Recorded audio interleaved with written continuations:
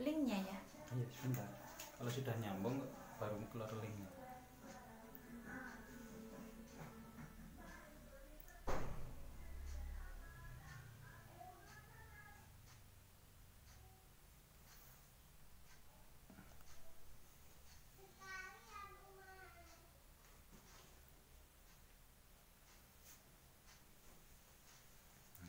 Oke, bismillah.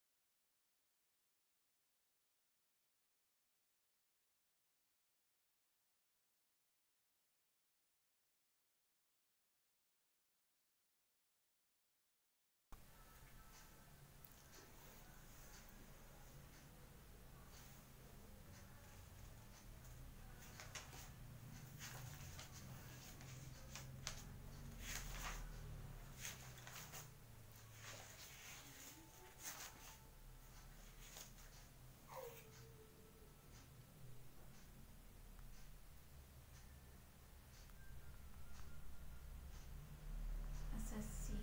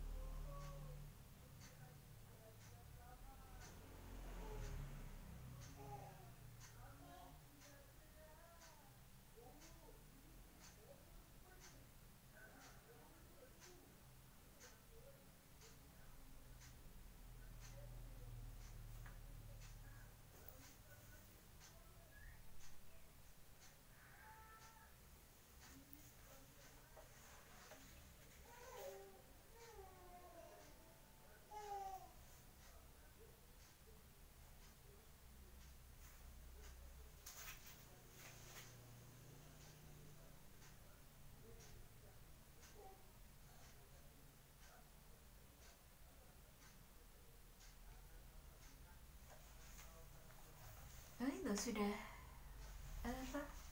Sudah mulai belum ya? Assalamualaikum warahmatullahi wabarakatuh. Coba di WA.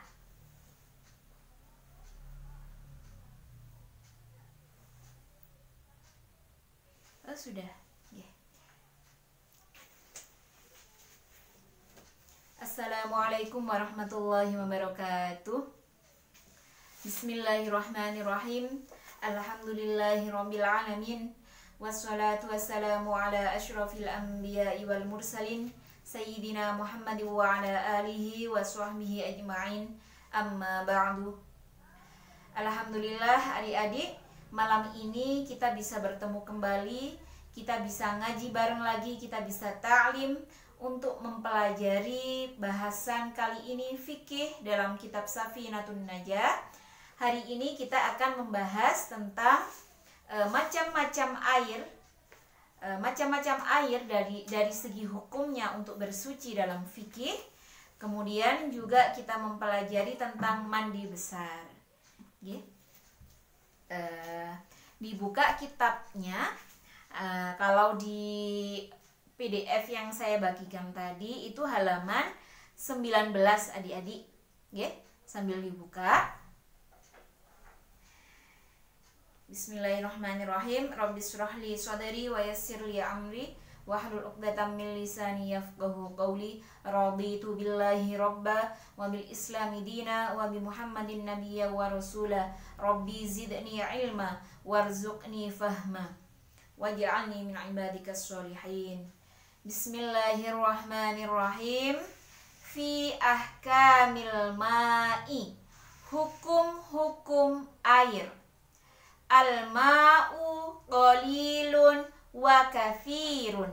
Dalam fikih air itu dibagi menjadi air qalil, artinya air sedikit, wa kathirun, dan air banyak. banyak dan sedikit itu relatif. Nah, tapi kalau dalam bahasan fikih ada batasannya, ada ketentuannya. Fal qalilu, air sedikit itu apa? Madunal qullatain, air yang kurang dari 2 kulah. Ya.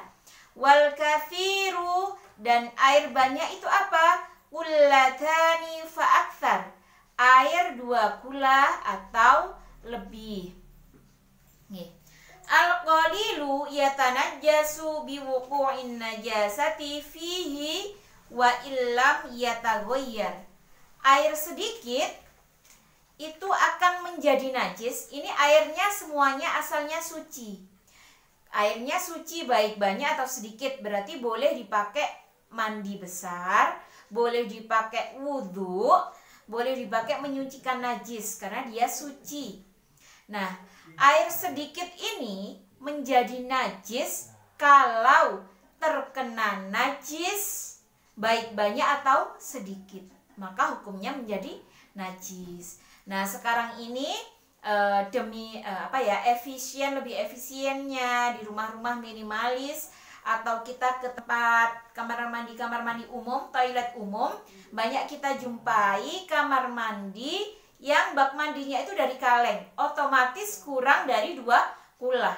Bahkan adik-adik nanti di ma'had sendiri bak mandinya juga nggak terlalu besar, bukan dari kaleng tapi tidak terlalu besar juga.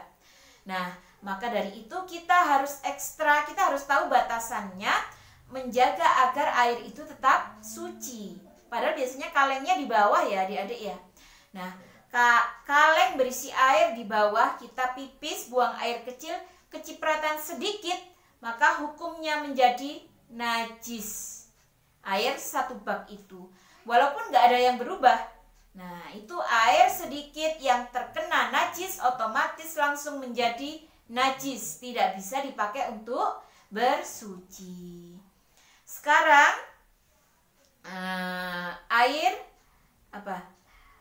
wal ma'ul kafir, air banyak itu la yatanajjasu, tidak menjadi najis ketika kecipratan atau terkena najis, kecuali jika sifat airnya berubah. Sifat air itu meliputi apa? Rasa, warna, dan bau. Jadi misalkan ada kolam ya, berarti otomatis lebih dari 2 kolam. Biasanya di kolam itu ada yang buang air, renang sambil buang air, atau kecipratan lah ya, nggak sengaja. Maka hukumnya gimana? Selama air kolam itu tidak berubah rasa, warna, dan bau, maka hukumnya tetap suci. Walaupun nyata-nyata ada pipis di sana, ada yang pipis di sana. Nah, itu bedanya air kolil dan air kathir, air sedikit dan air banyak dalam kaitannya dengan hukumnya ketika terkena najis. Misalkan coba dicek di kamar mandi adik-adik di rumah itu bak mandinya termasuk kurang dari 2 kolah atau lebih. Ini untuk menjaga adik-adik nanti gimana? Nah, misalkan kalau kamar mandi model dahulu itu biasanya besar, ya. Otomatis airnya kalau penuh itu lebih dari 2 kolah. Maka misalkan adiknya mbak-mbak mahasiswa ini ada yang kecil, pipis, kecipratan tangannya langsung dimasukkan bak mandi lah. Kan najis ya tadi tangannya masuk bak mandi. Tidak berubah rasa, warna, dan bau, maka tetap suci hukumnya bak mandi tadi. Bisa dipahami ya adik-adik tentang bagaimana hukumnya air ketika terkena najis. Jadi nanti adik-adik bisa menyikapi gimana kalau terkena najis ini. Nah, misalkan kamar mandinya kecil, terkena nggak sengaja adiknya yang kecil itu habis cawik atau tangannya kena najis sedikit, kecipratan pipis, masuk bak mandi, dicuci gini. Padahal airnya bersih. Gak perlu dikuras karena kan dikit ya. Gimana caranya biar suci kembali? Itu najis, tapi gimana caranya biar suci kembali? Yaitu diamberi. Diamberi itu apa bahasa Indonesianya? Dibikin luber. Kerannya aja nyalain biar amber. Nah, itu hukumnya menjadi suci kembali. Seperti itu. Ya. Nanti adik-adik kalau ada yang ditanyakan bisa langsung komen di live YouTube-nya atau ke grup WA, ya. Harus banyak yang tanya ini tentang bersuci ini biar adik-adik bisa yakin nggak mamang tentang bersucinya. Di semua kitab fikih bab pertama selalu dibahas tentang bersuci adik-adik. Kenapa? Karena kemarin dijelaskan rukun Islam itu ada 5. Yang pertama sholat, di mana sholat itu merupakan amal ibadah yang pertama kali dihisab. Sholat itu tiang agama. Nah, sebelum sholat orang-orang itu wajib bersuci. Maka biar sholatnya sah, bersucinya harus juga sah. Saking pentingnya bersuci, ada suatu riwayat yang menceritakan ada 2 kuburan. Nabi itu lewat di sana. Yang satu pelaku dosa besar dan dengan kuburan sebelahnya sama-sama disiksa beratnya. Nabi menjelaskan bahwa satu pelaku dosa besar, satu apa? Orang yang tidak sempurna bersucinya. Di situ kasusnya pipisnya. Jadi tidak bersih ketika bersuci. Nih. Selanjutnya fi mujibatil ghusli. Mujibatul ghusli sittatun. Hal yang mewajibkan mandi ada 6. Hal yang mewajibkan mandi ada 6. Ilajul hasyafati fil farji. Bertemunya 2 kelamin. Mohon maaf, saya tidak bermaksud ngomong jorok di sini, tapi ini ilmu dan penting dan harus disampaikan. Jadi bertemunya 2 kelamin itu wajib mandi besar. Jadi nggak bersetubuh, berhubungan badan, itu wajib mandi besar. Kalau saya jelaskan detail, misal suami istri ya, kelamin dzakar kalau sudah masuk ke farji itu walaupun misalkan tidak jadi atau tidak sampai keluar mani, maka itu hukumnya wajib mandi besar. Kemudian wa khurujul mani, keluarnya mani, baik karena bersetubuh, karena mimpi, misalkan mimpi kemudian keluar mani, maka wajib mandi besar. Atau tidak karena keduanya, ya nggak ngapa-ngapain terus tiba-tiba keluar mani, mungkin karena syahwat keluar mani, itu juga tetap wajib mandi besar. Wal haidu, haid. Mbak-mbak setelah suci dari haid juga wajib mandi besar. Wan nifasu, nifas, darah yang keluar setelah melahirkan, kalau sudah mampet itu juga wajib mandi besar. Wal wiladatu, wiladah atau melahirkan, wal mautu dan meninggal, itu juga wajib mandi besar. Tapi kalau untuk meninggal, yang meninggal jangan mandi besar sendiri, ya. Request ke yang masih hidup untuk memandikan. Jadi kalau adik-adik di kampungnya ada orang meninggal dimandikan, itu adalah mandi besar karena meninggal. Adik-adik mungkin ini yang sudah praktek adalah mandi besar karena nifas, karena haid, suci dari haid, ya. Pasti tiap bulan adik-adik mandi besar. Habis ini kita bahas tentang gimana biar mandi besarnya sah. Maka harus diperhatikan, dicek, diangen-angen, saya selama ini sudah sah belum ya mandi besarnya? Sudah benar apa belum ya mandi besarnya? Dicek. Fi furudil ghusli, fardunya mandi besar. Fardu, maksudnya fardu di sini rukun, artinya kalau tidak terpenuhi satu saja maka mandi besarnya tidak sah. Kalau mandi besarnya tidak sah, artinya dia masih hadas besarnya belum hilang. Kalau hadas besarnya belum hilang, dia sholat berarti masih menanggung hadas besar sehingga tidak sah. Nah, maka ini bersuci harus diperhatikan benar-benar karena menyangkut sah dan tidaknya sholat kita nanti. Furudul wusli, nah nih fardunya wudhu, fardunya mandi besar ada dua. An-niyatu, niat, wa ta'mimul badani bil ma'i, meratakan air ke seluruh anggota badan yang wajib dibasuh ketika mandi besar. Nah, yang pertama niat. Niat itu letaknya di dalam hati, bukan sebelumnya niat mandi gimana? Kalau bahasa Arabnya nawaitul ghusla li raf'il hadasil akbari minal haidhi fardhul lillahi ta'ala. Atau nggak usah dijelaskan minal haidhinya, nawaitul ghusla li raf'il hadasil akbari fardhul lillahi ta'ala. Atau nggak pakai bahasa Arab, pakai bahasa Indonesia, saya niat mandi besar karena Allah Ta'ala. Pakai bahasa Inggris, pakai bahasa Jawa, boleh. Harus paham bahwa letaknya adalah di hati. Jadi niat itu bukan yang kita sebutkan di lisan sebelum mandi besar, tapi di hati yang wajib ya.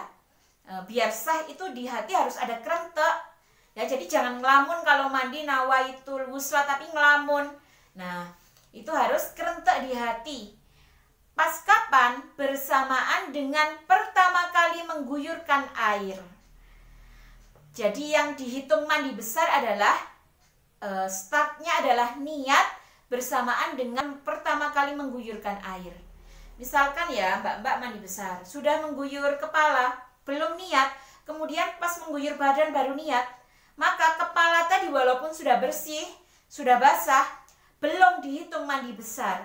Maka ya nggak apa-apa, misalkan niat baru ketika menggasuh badan, nggak apa-apa diteruskan. Terus tapi berarti kepala saya ini belum dimandi besari, belum dibasuh, tadi sudah basah tapi itu belum masuk mandi besar, maka dibasuh kembali. Paham ya adik-adik dari sini? Itu harus diperhatikan. Niatnya di dalam hati bersamaan dengan pertama kali mengguyur air. Ini sama dengan wudhu adik-adik. Jadi kalau adik-adik wudhu, ini kembali ke wudhu kemarin ya. Kita selama ini mungkin dari TPQ belajarnya adalah nawaitul wudhu ali raf'il hadasi, terus baru basuh wajah. Nah, yang benar adalah niat wudhu di dalam hati bareng dengan membasuh wajah. Boleh melafalkan sebelumnya tadi itu takkidnya hati biar mantep. Jadi nawaitul wudu'a. Tapi ketika membasuh wajah di hati juga harus niat bareng dengan membasuh wajah. Ya, itu harus dipahami adik-adik. Dicek kalau wudhunya kemarin-kemarin masih niatnya sebelum membasuh wajah, diperbaiki. Ya, boleh tetapan melafalkan niat sebelum membasuh wajah, tapi ketika membasuh wajah di hatinya harus ada kerentek niat. Nah, kemudian tadi apa? An-niyatu ya yang pertama, biar mandi besarnya sah. Yang kedua, wa ta'mimul badani bil ma'i, meratakan air ke seluruh anggota yang wajib dibasuh ketika mandi besar. Jadi benar-benar harus rata, harus sampai, nggak sekedar keramas loh ya adik-adik mandi besar itu. Jadi harus dipastikan airnya neresep ke rambutnya, ke kulit kepala, ke badan. Nah sekarang biasanya perempuan, cewek ya, menghias diri. Oh mumpung haid nih, mumpung haid misalkan saya mau pakai kutek. Nah kuteknya ini kebetulan terbuat dari cat, dari bahan yang air tuh nggak bisa meresep ke kuku. Nah maka ketika mau mandi besar, mau suci, dibersihkan dulu cat kukunya. Tapi sekarang kan udah banyak ya bahan-bahan kutek itu yang terbuat dari bahan yang meresep air. Ini misalkan adik-adik harus tetap paham. Jadi misalkan pas mumpung haid ini berhias diri memakai kutek dari cat, Maka biar sah mandi besarnya, sebelum bersuci, sebelum mandi besar harus dipastikan bersih. Kenapa? Karena rukunnya mandi besar, biar sah mandi besarnya, airnya harus neresep ke anggota yang dibasuh, termasuk kuku, termasuk cat rambut. Misalkan dicat rambutnya, saya kurang paham bahan-bahannya, tapi harus dipastikan kalau bahannya neresep ketika mandi besar, bahannya bisa neresep air. Hitung ya adik-adik. Terus ini, nah, mana saja sih anggota badan ini yang wajib teraliri air ketika mandi besar? Mulai dari ujung kepala, rambut, sampai ujung kaki. Termasuk di sela-sela belakang telinga, bawah-bawah kuku dipastikan meresep air. Nah, yang sering kelewat adalah, termasuk yang wajib dibasuh ketika mandi besar adalah bagian yang kelihatan ketika jongkok. Dibayangkan, ngapunten ini untuk menjelaskan bagian yang kelihatan ketika jongkok itu apa adik-adik? Ngapunten, ada dubur, ada kubul. Misalkan seperti balon yang dikareti, itu kan bagian karetnya ini berkerut ya, seperti gini. Seperti tangan ini, sebentar ya saya cek. Ada yang bilang macet, apa lapor ke WA atau gimana?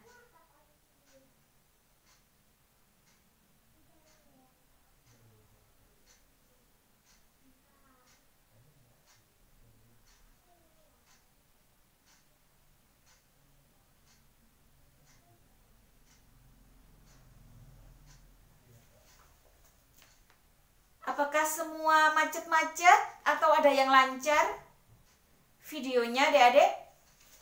Kalau semuanya macet, kira-kira sinyalnya di sini ya.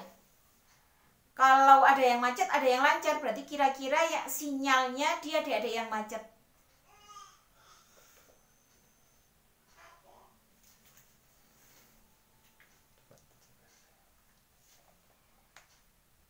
Tapi apa bisa dipahami adik-adik? Bagian yang nggak paham, misalkan terpotong, langsung chat di grup WA, ditanyakan, nanti dijelaskan. Kurang sedikit, saya lanjutkan. Bismillah, semoga banyak yang lancar. Nah, tadi apa? Termasuk bagian yang harus diperhatikan, yang wajib dibasuh ketika mandi besar adalah yang bagian anggota badan yang terlihat ketika jongkok. Dubur itu bagian belakang buat buang air besar itu adik-adik. Kalau kita berdiri maka ada bagian yang berlipat-lipat gini ya. Itu kalau kita siram air dalam kondisi gini, besar kemungkinan air tidak neresep ke yang dalam ini. Ini kan yang dalam kalau jongkok kan buka, berarti ini wajib dibasuh. Nah, maka kita perlu perhatian di sini kalau membasuh bagian dubur dan kubur jongkok adik-adik, biar ini buka dan adik-adik bisa teraliri air biar sah. Bagian depan juga, bagian kelamin depan itu ada kemungkinan kalau kita membasuhnya dengan berdiri saja, itu ada bagian yang tidak terbuka, tidak teraliri air. Saya harap paham adik-adik maksud saya. Jadi bukan jongkoknya yang wajib, tapi yang wajib adalah memastikan semua anggota yang wajib dibasuh teraliri air. Maka kalau dubur bentuknya seperti itu berkerut-kerut, kalau berdiri maka biar kerut-kerutannya teraliri air gimana? Jongkok, disiram, dicawii depan belakang untuk memastikan bahwa semua anggota badan teraliri air dan sah mandi besarnya. Seperti itu adik-adik, saya cukupkan. Semoga bermanfaat. Tugasnya adik-adik harus memastikan bahwa mandi besarnya sah, bersucinya sah, wudhunya sah. Semoga bermanfaat. Kita ke grup WA untuk tanya jawab, untuk sharing. Ustazah mohon maaf yang sebesar-besarnya. Wassalamualaikum warahmatullahi wabarakatuh.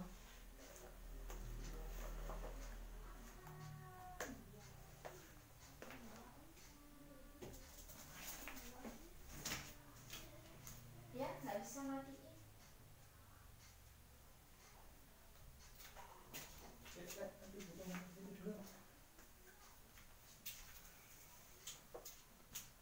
Udah selesai.